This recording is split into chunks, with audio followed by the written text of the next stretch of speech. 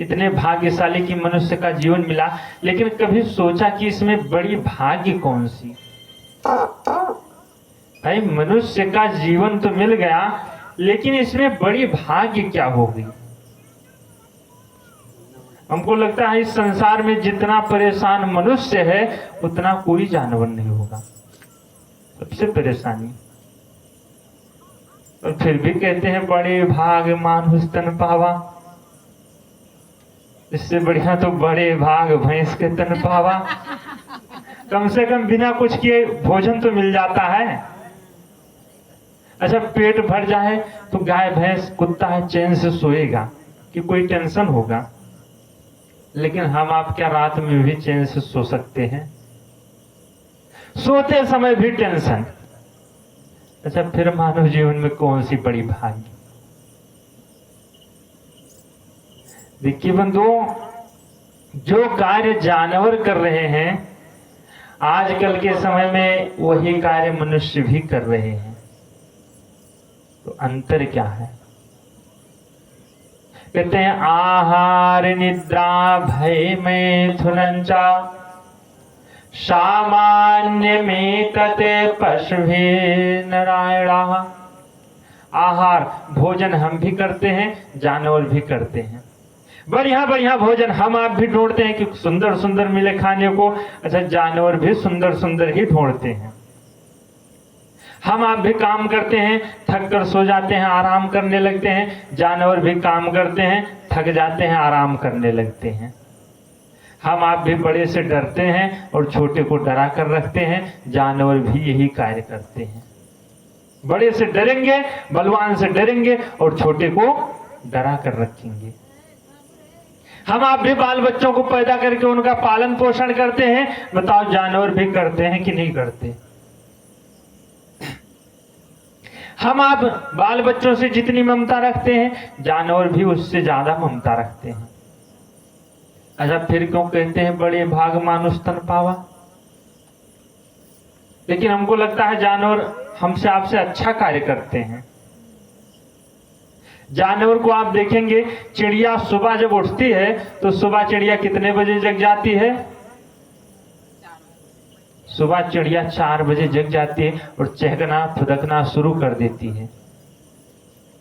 और मनुष्य कितने बजे जगता है? 8 बजे। तो बताओ हमसे आपसे अच्छे जानवर हैं कि हम आप? और चिड़िया दिन भर अपना चारा चुगेगी, मीठी मीठी आवाज में कू कू बोलेगी, और वहां से जब सायं होगी तो सायंकाल के समय सबसे पहले अपने घोंसले में चली जाएगी। और घोंसले में जाएगी भी तो एक दाना अन्न का भी नहीं लेकर जाएगी कि लेकर जाएगी रख ले कल खाएंगे। क्यों?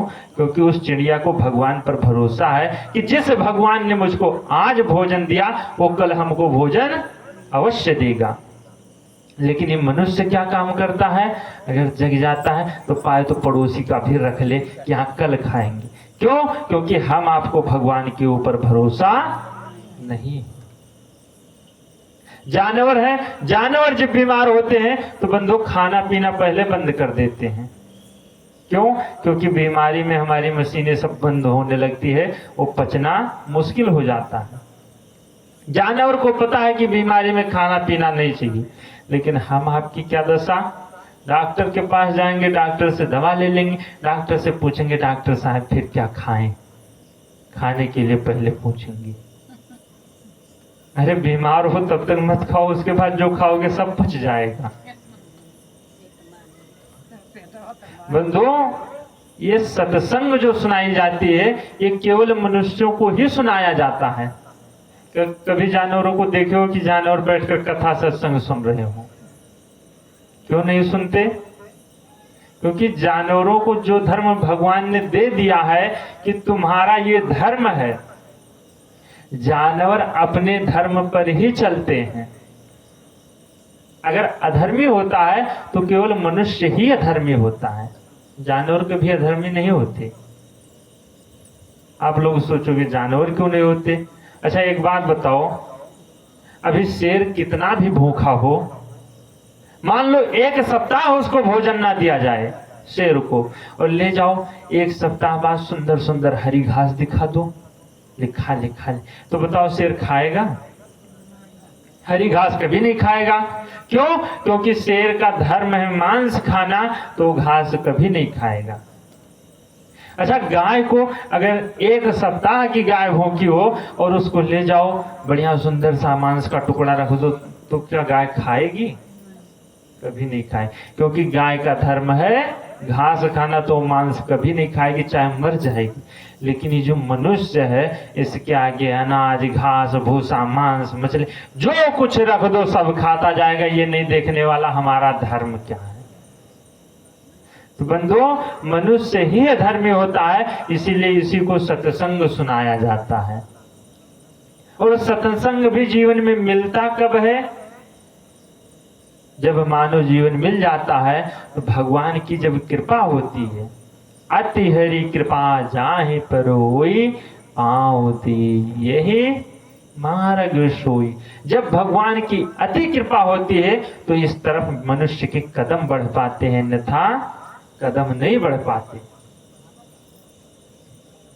एक बार भगवान शंकर पार्वती जी को कथा सुना रहे थे, तो पार्वती जी से कहने लगी, देवी, ये जो भगवान की कथा सबको नहीं मिल सकती, बड़े भाग पाइए सत्संगा, जिसकी बड़ी भाग्य होती है उसी को भगवान की कथा सत्संग मिल पाती है। पार्वती जी ने कहा, कथा सत्संग बड़ी भाग्य से मिल पाता है? बोले हाँ देवी, बड़े भाग्य। पार्वती जी ने कहा, नहीं महाराज, आप गलत करें। शंकर जी ने कहा, क्यों देवी? बोले जो कथा होती है उसमें पंडित जी जाते हैं, बड़े बड़े हारन माइक लगाते हैं, और एक कथा गांव के बगल में ही करते हैं, जाकर सब लोग सुन लेंगे, उसमें कौन सी बड़ी भाग्य? शंकर जी ने कहा, देवी सब नहीं सुन सकते। पार्वती जी ने कहा, क्यों नहीं सुन सकते? शंकर जी ने कहा, क्योंकि जो गृहस्थी लोग हैं, सब गृह कारज नाना जंजाला, गृह कारज नाना जंजाला, ते अति दुर्गम शैल विशाला, ते अति दुर्गम शैल विशाला, कठिन कुसंग कुपंथ कराला, कठिन कुसंग कुपंथ कराला, जिनकी वचन पान हरि व्याला, जिनके वचन पान हरि व्याला, गृह कारज नाना जंजाला, गृह कारज नाना जंजाला। शंकर जी ने कहा, देवी गृह कारज नाना जंजाला, सब लोग अपने अपने घर के काम काज में ही फंसे रहेंगे, और वही घर के काम काज नाना प्रकार के जंजाल बनकर सामने आ जाएंगे, कथा सुनने नहीं जा सकते।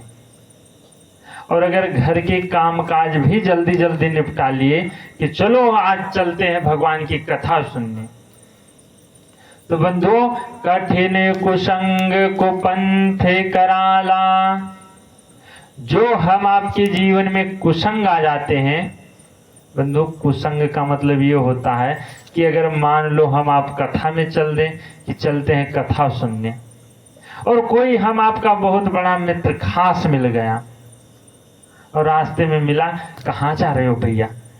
बोलेंगे, अरे पंडित जी भगवान की कथा इस टाइम कर रहे हैं, जा रहे हैं कथा सुनने। वो बोलेगा, कहाँ कथा सुनने जाओगे? वही तो राम की कथा, कौन नहीं जानता है राम की कथा? जाओ आराम से घर में अपना काम काज देखो।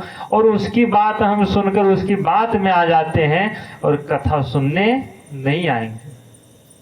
उसी को कहा गया है बंधुओं, कठिन कुसंग कुपंथ